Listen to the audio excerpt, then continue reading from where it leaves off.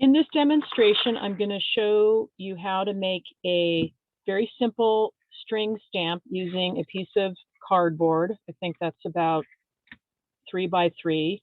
And I like using this cotton cord. It's kitchen twine because it absorbs the paint really well.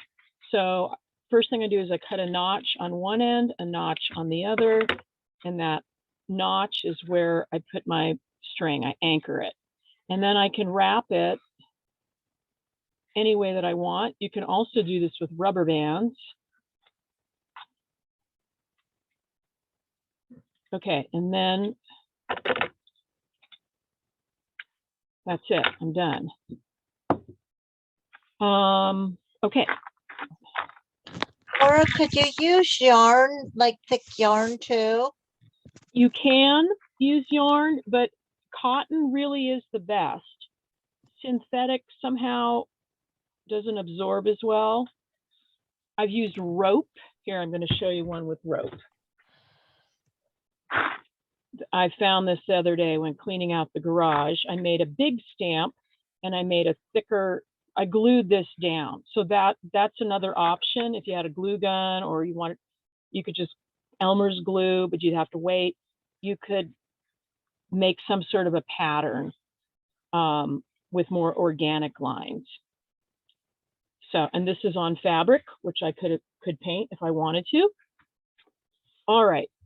So I'm using my liquid black acrylic paint from Michael's Craft Store. And I like to put it on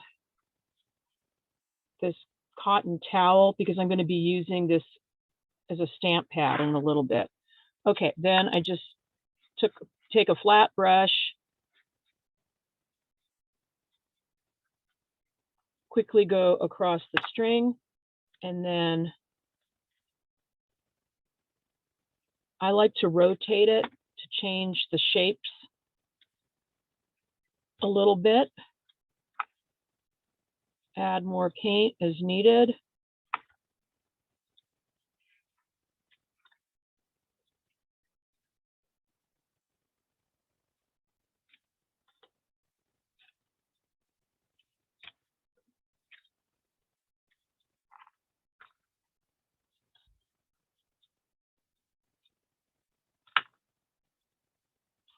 I could overstamp like that too. I've been doing it in a grid, but you know, why not turn it at random angles and see what you get.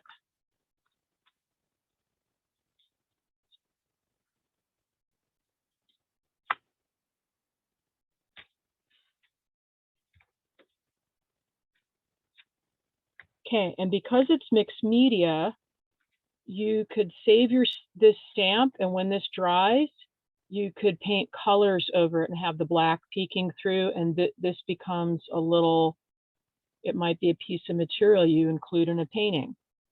Okay, so there's that piece, and then I'm going to do a slightly different one for those that have already done this stamping before. And what I'm going to do is I've got just different objects. I'm picking circles from, this is like a, what is this, a cupcake holder. So here's my stamp pad.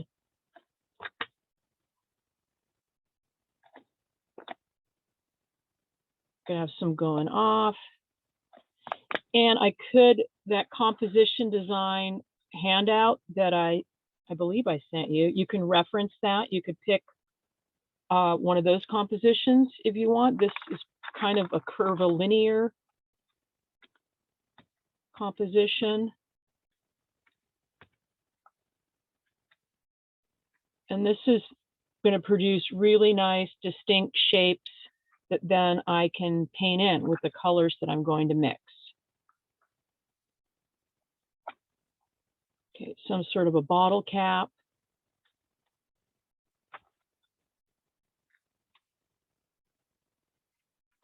Okay, now the next thing that I love is just painting with the string.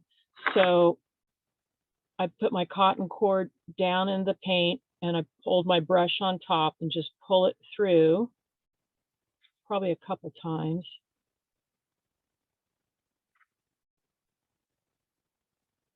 Okay, and then what's nice is I can get a crisp, well, that needs more paint. I can get a crisp curved line.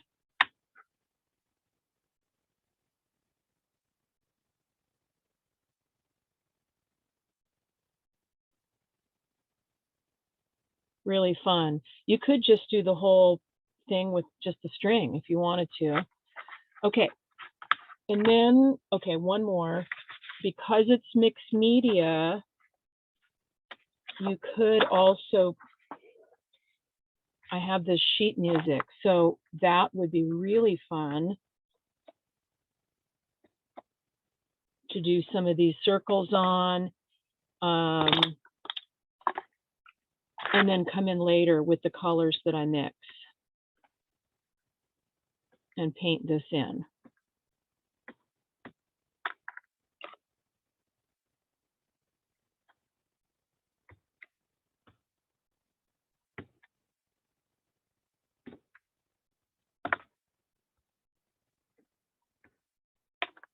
Okay, one more thing with the string, and then I'm going to go right into color mixing.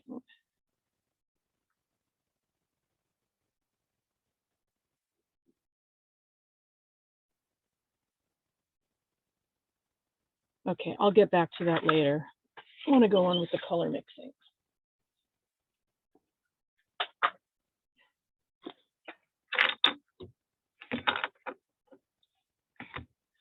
Okay, I'm first going to mix a tint, and I'm using this ultramarine violet and a titanium white. And I'm using a sheet of Bristol board. You can use whatever you have. This is going to be my paint chart or my gradation.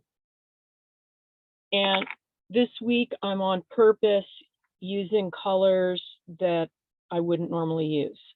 Okay, so I'm going to put out, it's a little less than a tablespoon there. So what you learn from mixing is not only how to mix and how to change color, but you learn about maybe how much to mix. So if you were doing a mural, you'd have your paint chart, you'd mix it, but then you'd have to scale everything up. Now, if you were in the Renaissance, you were probably in a guild and you had someone mixing it for you. We don't have that. Okay, so first on my chart, I'm going to go white. Let me move this back, which is hard to see. And then a little bit of this, what did I say? This was ultramarine violet. Okay, now the darker color, it has more intensity. So I'm going to add it to the white little by little and work my way across. But a little bit's going to go a long way. And I use this angle palette knife and I kind of scoop and blop.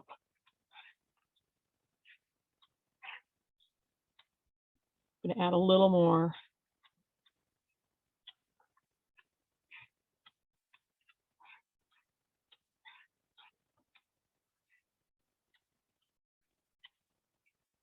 So as you're in class, oftentimes students will say, what is that color? Or how did you get that color? And so for mixing,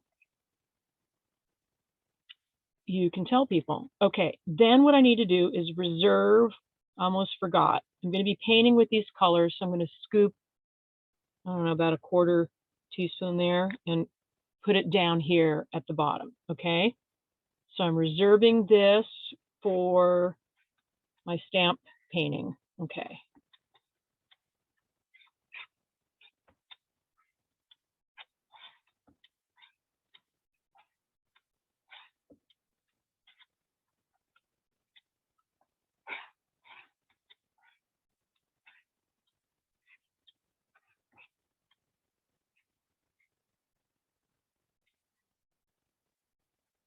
Okay, reserve some more down here at the bottom.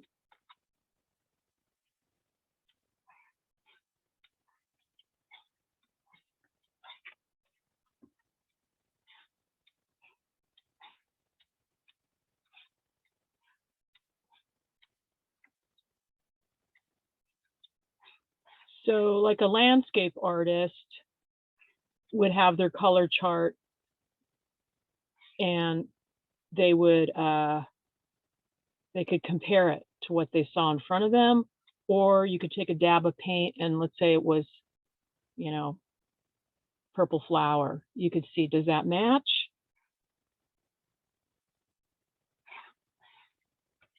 Okay, a little bit more. I would say do at least 5 gradations. If you want to do more, that's fine.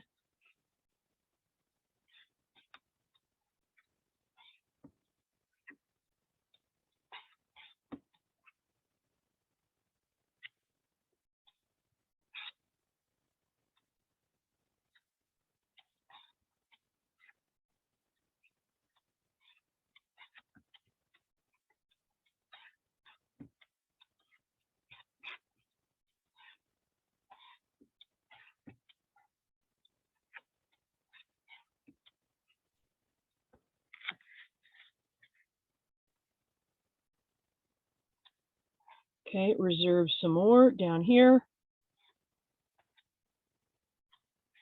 I think I'm just going to do 2 more.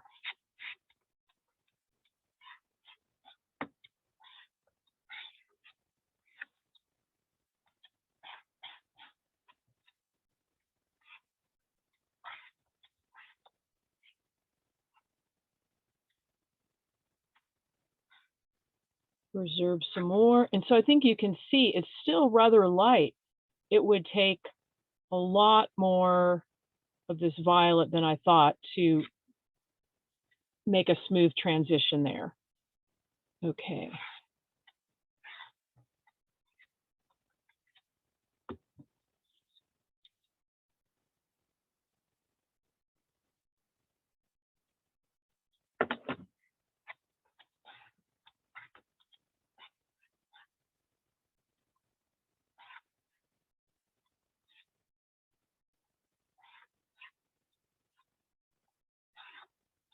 You know, and if you don't know what to paint, this is super relaxing. Okay, there we go. I'll just leave that. Okay, now I'm gonna go to I'm gonna start painting. So I'll take a photograph of this and I will send it later with the video, but that's my color chart.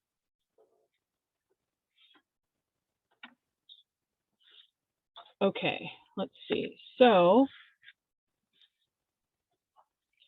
here we go.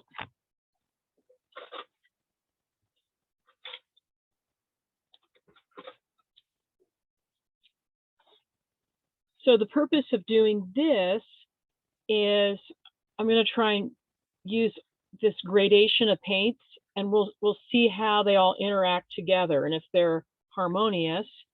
And it's a bit of a color chart too. Okay.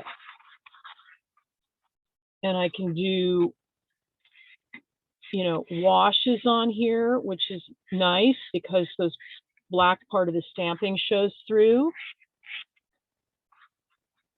So I can play with paint thickness on here. Now this isn't totally dry, so that black is going to blend a little bit.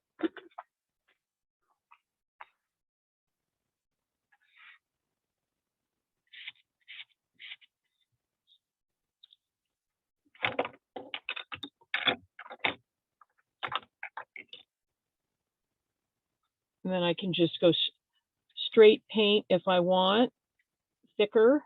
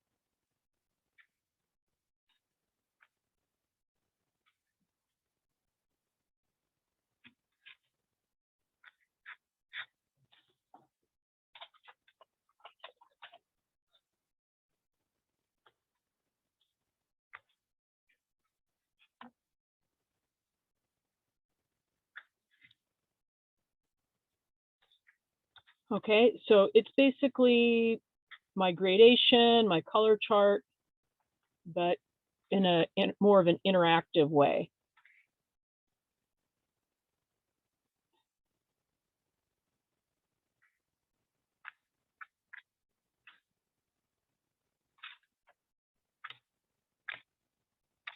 Okay, I think you get the idea. I'm going to mix a shade next. All right.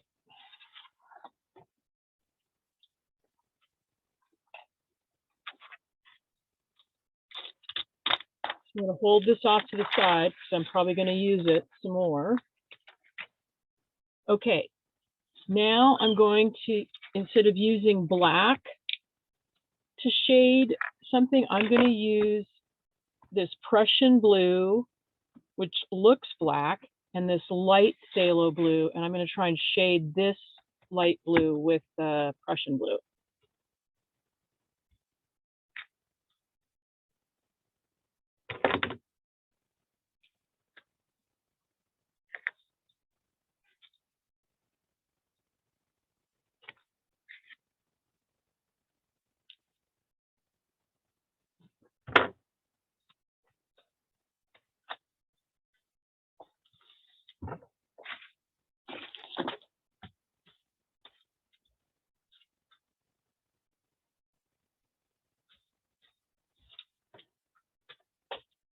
Okay, sorry, just trying to find my piece of paper here. Okay, so here's my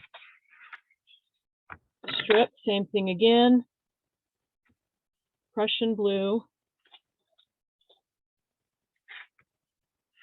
light phthalo blue, and I'll go faster on this one.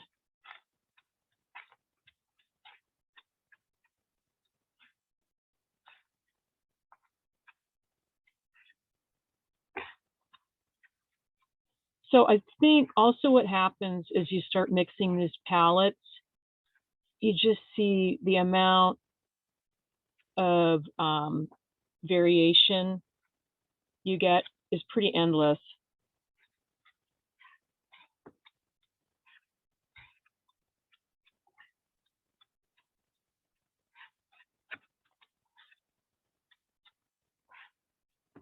And if you like doing this, it might be fun to start a binder where there's where your paint charts are.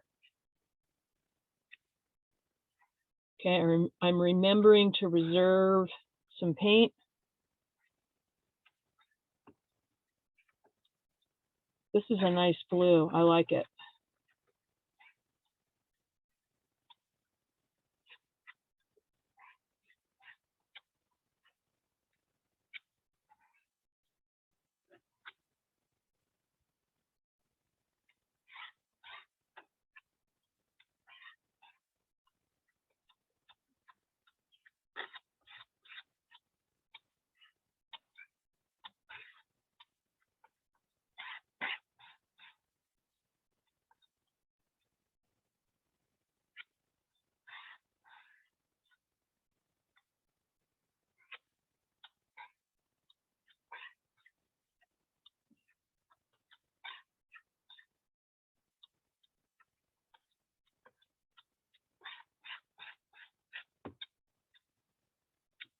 Okay, so now there's my gradation, and I'm going to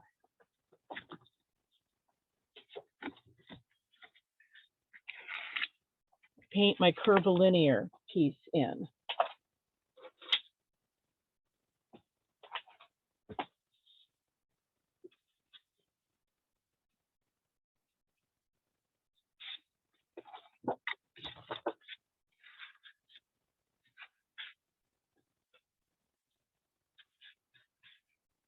So I'm going to do more of a wash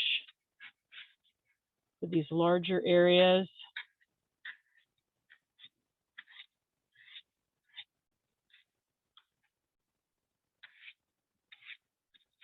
A little bit of dry brush going on in there.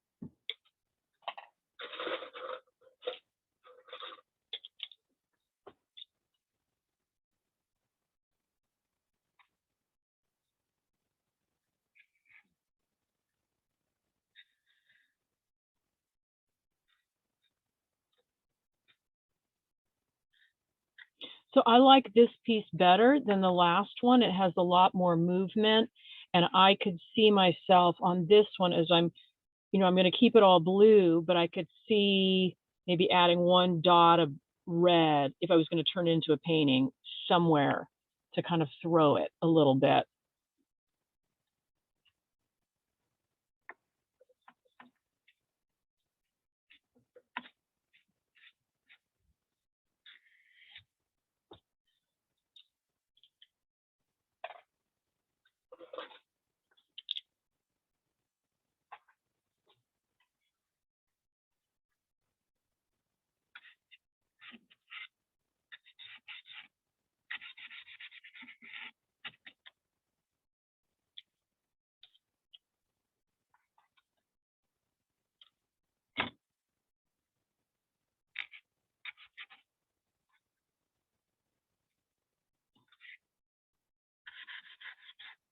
Yeah, it's interesting because the composition is more interesting to me.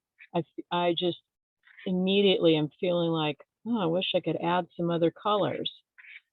So the pattern the repeat pattern, the first one I saw, that's just more of a pattern to go with your chart.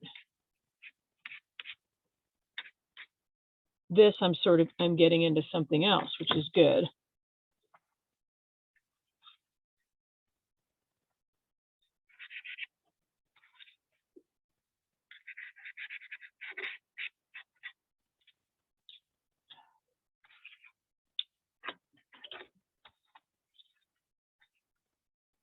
Is there a reason why you leave so much white space? Probably because some of that black paint is still wet, and because I'm really not happy with my brushes right now.